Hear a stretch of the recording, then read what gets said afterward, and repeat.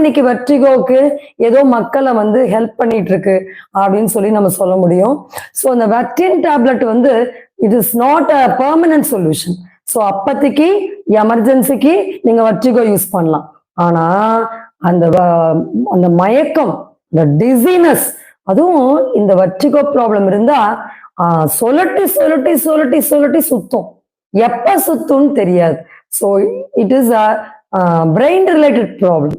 So அப்ப அந்த ப்ராப்ளத்தை நம்ம சரி பண்ணாம நம்ம வெர்டின் 16 8 mg மாத்தி மாத்தி போட்டு அப்பத்திக்கு ப்ராப்ளம் சால்வ் பண்ணி என்ன பிரயோஜனம்?